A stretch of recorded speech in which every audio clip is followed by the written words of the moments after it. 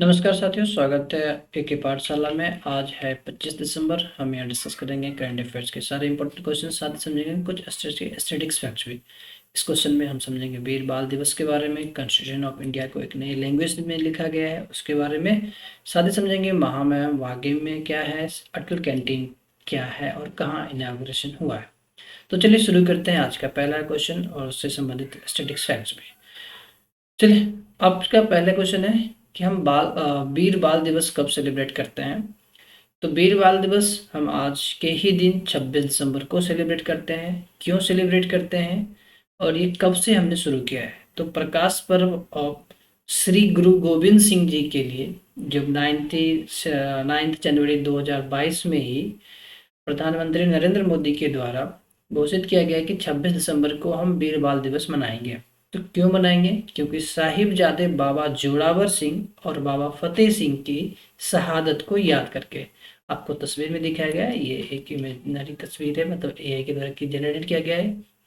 इसमें इन दोनों वीर बालकों की शहादत हुई थी, दीवारों में चुनवा दिया गया था। तो उनकी शहादत को, उनकी सेक्रीफाइस को याद करने के लिए प्रधानमंत्री नरेंद्र मोदी के द्वारा 9 जनवरी 2022 को घोषित किया गया था कि 26 दिसंबर को हम वीर बाल दिवस मनाएंगे। इसीलिए 26 दिसंबर को हम वीर बाल दिवस मनाते हैं।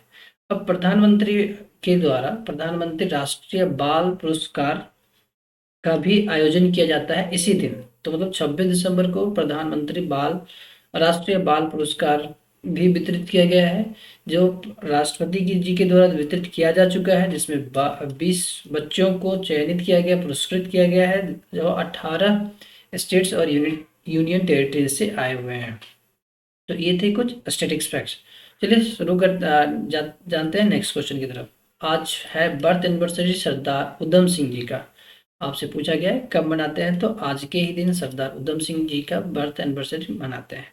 तो ये सरदार उधम सिंह जी के बारे में थोड़ी सी जानकारी लेते हैं। सरदार उधम सिंह जी जलियांवाला बाग में जो शहीद हुए थे, उनसे ये काफ़ी प्रभावित हुए थे, हतोत्साहित थे, क्योंकि पंजाब के ही थे और जलियांवाला बाग हत्याकांड भी पंजाब में ही हुआ था। तो उस हत्याकांड का मतलब एक प्रोग्रेसिव टाइप के थे, और फिर उस कांड के लिए जो जनरल डायर जिम्मेवार था, उसकी इन्होंने इंग्लैंड में जाके हत्या की। इंग्लैंड इतने साहसी थे, और इंग्लैंड में जब इन्हें पकड़ा गया और वहाँ ट्रायल चला और इनसे नाम पूछा गया कि आप अपना नाम बताओ, तो इन्होंने राम मोहम्मद सिंह आज़ाद बताया था। मतलब इन्होंने कोई आइडेंटिटी नहीं कि हम किस धर्म से हैं, ये पूरे हिंदुस्तान में रहने वाले और एक सामंजस्य बैठाया जाए उसके लिए राम मोहम्मद सिंह आज़ाद नाम दिया था। ये गदर पार्टी और हिंदुस्तान सोशलिस्ट रिपब्लिक एसोसिएशन के भी एक्टिव मेंबर थे। आप हमें कमेंट में बताइए गदर पार्टी और HSRA की स्थापना कब और किसने की। चलिए नेक्स्ट न्यूज़ की तरफ बढ़ते हैं। नेक्स्ट न्यूज़ है आपका कि अभी संथाली भाषा में कॉन्स्टिट्यूशन ऑफ इंडिया को लिखा गया है। तो वो जो संथाली भाषा में लिखा गया है वो उसके स्क्रिप्ट क्या है, आपसे पूछा गया स्क्रिप्ट। क्योंकि अब ये चूंकि कॉन्स्टिट्यूशन ऑफ इंडिया को ट्रांसलेट किया गया है संथाली लैंग्वेज में, तो एग्जाम में पूछे जा सकते हैं संथाली लैंग्वेज की किस स्क्रिप्ट में। स्क्रिप्ट का नाम है ओल चिकी स्क्रिप्ट। ओल चिकी स्क्रिप्ट, याद रखिएगा। अभी देखिए आपको इमेज में दिखाया जा रहा है, ये है अपने देश के राष्ट्रपति द्रौपदी मुर्मू जी, और ये है उपराष्ट्रपति जी का नाम कमेंट कीजिए, आपको भी रिवीजन होते रहेगा। ऐसे मैं बता दूं CP राधाकृष्णन जी है। प्रेसिडेंट द्रौपदी मुर्मू जी के द्वारा ये constitution of India in Santhali language को इनावरण किया गया है। ये कहाँ किया गया था? राष्ट्रपति भवन में ही किया गया है। ये 25 दिसंबर को किया जा चुका है। ये 25 दिसंबर को किया गया है। देखिए ये संथाली लैंग्वेज की बात हुई, तो संथाली लैंग्वेज के बारे में थोड़ी सी हम जानकारी इकट्ठा करते हैं कि संथाली लैंग्वेज, तो संथाली लैंग्वेज जो है कॉन्स्टिट्यूशन ऑफ इंडिया के 8 शेड्यूल में डाला गया है। कब डाला गया? तो 90 सेकेंड अमेंडमेंट एक्ट 2003 के माध्यम से 2003 में संथाली लैंग्वेज को भी कॉन्स्टिट्यूशन के 8 शेड्यूल में डाला गया। आप हमें कमेंट में बताइए 8 शेड्यूल में और कौन कौन से लैंग्वेज को डाला गया है और कब डाला गया है। चलिए, साथ ही ये जो संथाली लैंग्वेज है ये कहाँ ज़्यादा बोला जाता है? तो ये ट्राइबल लैंग्वेज है, यह एक ट्राइबल लैंग्वेज है, और ये ट्राइबल लैंग्वेज अधिकांश झारखंड, उड़ीसा, वेस्ट बंगाल और बिहार के आदिवासी लोगों के द्वारा बोला जाता है। तो मतलब अब आदिवासी लोग भी हमारे देश के संविधान को पढ़ सके, समझ सके, उनके लिए ये भाषा, इस संथाली भाषा में कॉन्स्टिट्यूशन ऑफ इंडिया को ट्रांसलेट किया गया है। चलिए नेक्स्ट देखते हैं कि अभी जो है final name of final series of collected works of Pandit Madan Mohan Malaviya. अभी आपको कल ही बताया गया था कि कल जो है 25 दिसंबर को पंडित मदन मोहन मालवीय जी का भी जन्म दिवस था, और साथ ही अटल बिहारी वाजपेयी जी का। तो अभी कल के ही दिन जो है पंडित मदन मोहन मालवीय जी के कामों को लेके फाइनल सीरीज का कलेक्शन का इनावरण किया गया है। तो उसका नाम क्या है? तो उसका नाम यहाँ पे देख सकते हैं आपका, ये महामना वाग्यम्य, महामना वाग्यम्य, ये है फाइनल सीरीज। अब फाइनल सीरीज है तो ये कौन सा सीरीज है, इसका मतलब कितने नंबर का सीरीज है, इससे पहले किसने किया है? तो ये जो है सेकेंड है, ये सेकेंड सीरीज है और ये फाइनल सीरीज है। सेकेंड सीरीज को 12 वॉल्यूम में लिखे गए हैं, 12 वॉल्यूम में लिखा गया है, जो 12 से 23 तक। तो ये सेकेंड है। तो फर्स्ट सीरीज को किसने इनॉग्रेशन किया? फर्स्ट सीरीज में 1 से 11 तक वॉल्यूम हो गए, क्योंकि 12 से तो सेकेंड वॉल्यूम में है, सॉरी सेकेंड सीरीज में है। तो फर्स्ट सीरीज में वॉल्यूम 1 से वॉल्यूम 11 है, और इसका इनॉग्रेशन प्रधानमंत्री मोदी जी के द्वारा 2023 में किया गया था।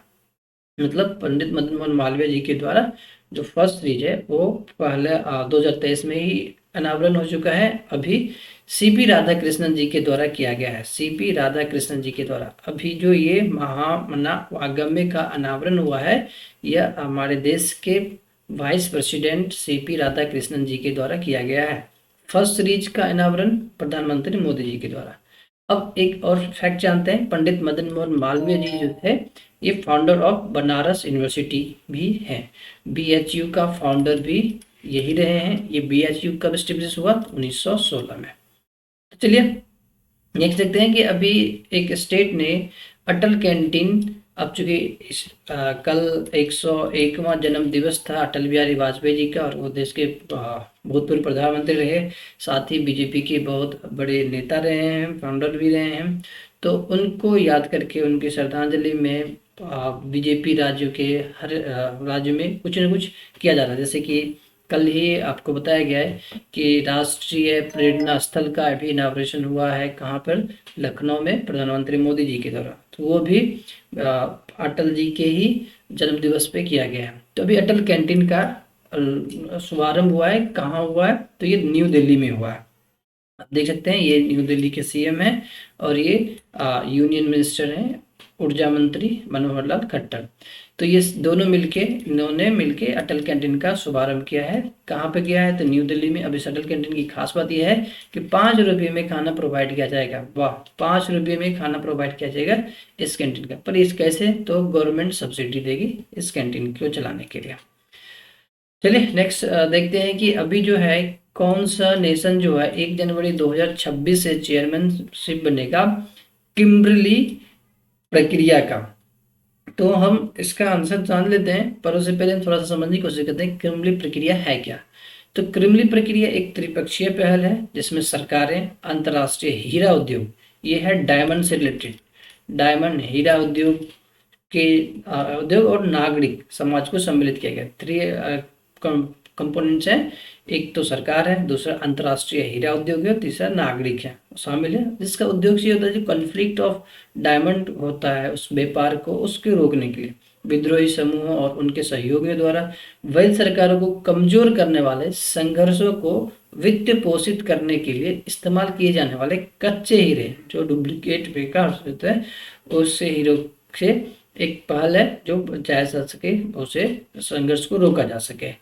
जैसे कि संयुक्त राष्ट्र सुरक्षा परिषद के प्रस्तावों से प्रस्ताव परिभाषित किया गया। मतलब ये किम्बरली प्रक्रिया को प्रस्तावित कहाँ किया गया, परिभाषित कहाँ गया है? सुरक्षा संयुक्त राष्ट्र सुरक्षा यूएनएससी में किया गया है। तो अब ये कौन बनेगा 1 जनवरी 2026 से? तो ये अपना प्यारा देश भारत बनेगा, ये तीसरी बार बनेगा। इस प्रोसेस में जो सदस्य हैं टोटल 60 पार्टिसिपेंट्स हैं, टोटल 60 कंट्रीज हैं।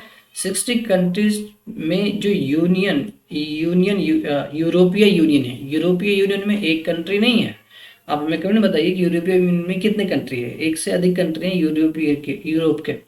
तो उस यूरोपीय यूनियन को एक काउंट किया गया है, ऐसे करके टोटल 60 है। मतलब यदि इंडिविजुअली कंट्री की काउंट करें तो मोर देन 60 कंट्री इस प्रोसेस का हिस्सा है, मेंबर है।